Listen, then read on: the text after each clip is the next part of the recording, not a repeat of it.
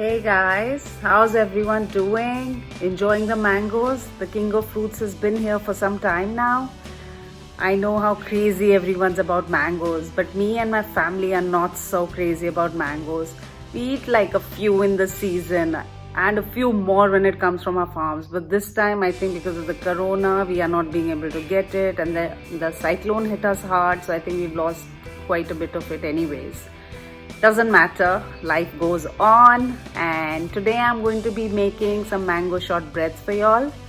It's a very nice recipe. It's really simple to do again with few ingredients, and it's nice. We are going to have just like a small bite out of it, and it's going to be going out to my friends who enjoy mangoes a lot more than we do.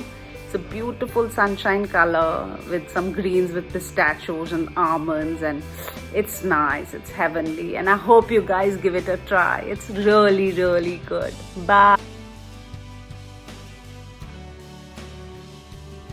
So let's start the process. We're going to make puree out of these mangoes, approximately 350 grams of that, and then we have to cook it in a saucepan and with 3/4 cups of sugar, juice of small lemon, and a tablespoon of water.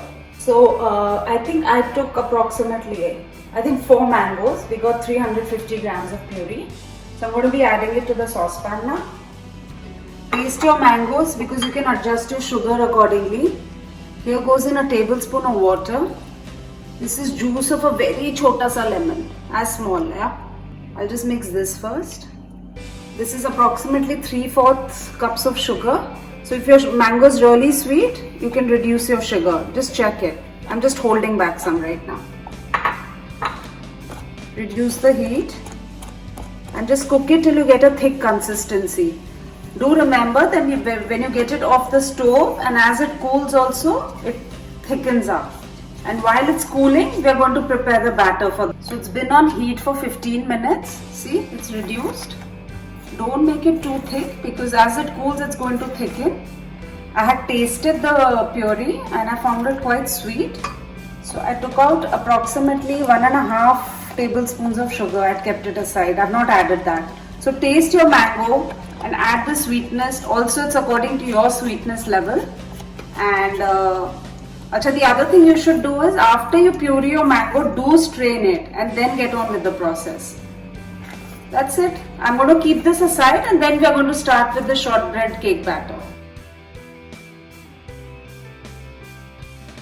Let's start making the shortbread cake now. So this is a cup of butter. I've cubed it and kept it. Take it in a dish. If you have an electric beater, please use that.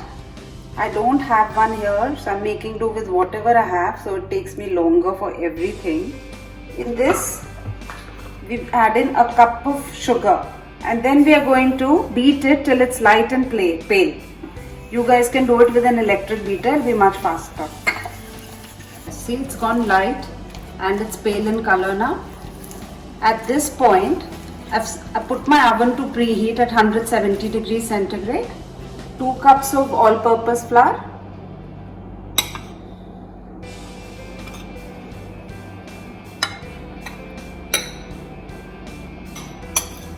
There goes all of it. It's 2 cups. And a tablespoon of corn flour. We have to mix it really well. It'll become like a dough. And then we are going to set it in our 8-inch dish. See how it's come together?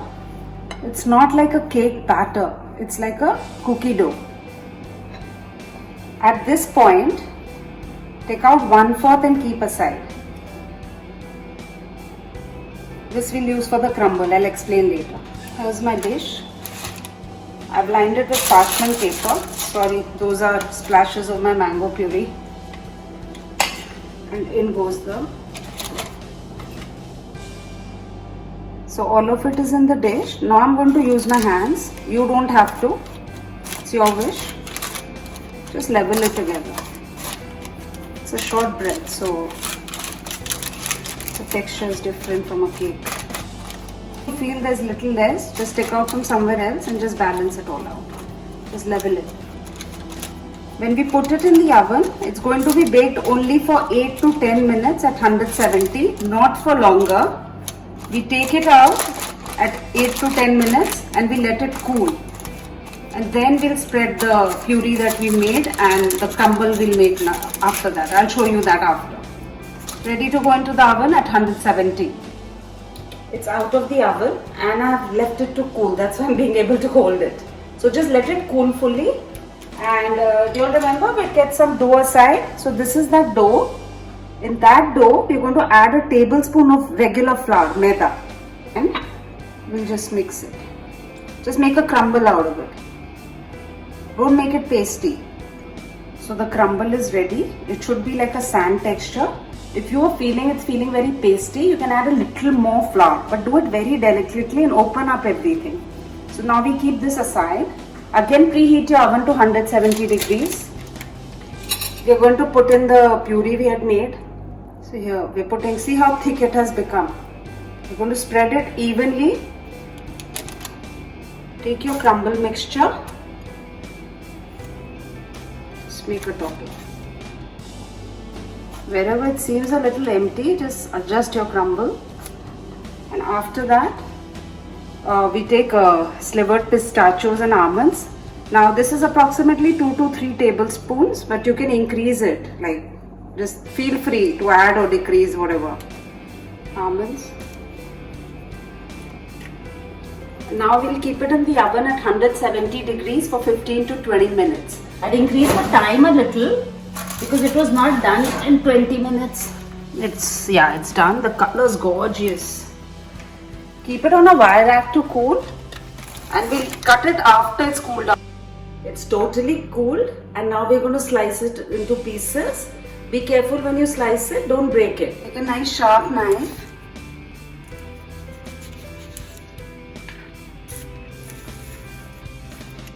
There you go.